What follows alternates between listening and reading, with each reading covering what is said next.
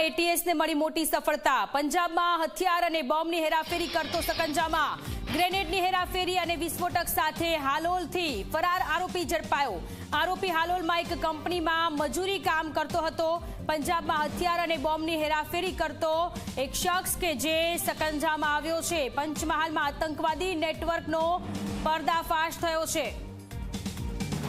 સંવાદદાતા ભદ્રપાલ આપણી સાથે જોડાયેલા છે। ભદ્રપાલ, પંચમહાલમાં એટીએસને મોટી સફળતા મળી છે। પંજાબમાં હથિયાર અને બોમ્બની હેરાફેરી કરતો એક આરોપી સકંજામાં।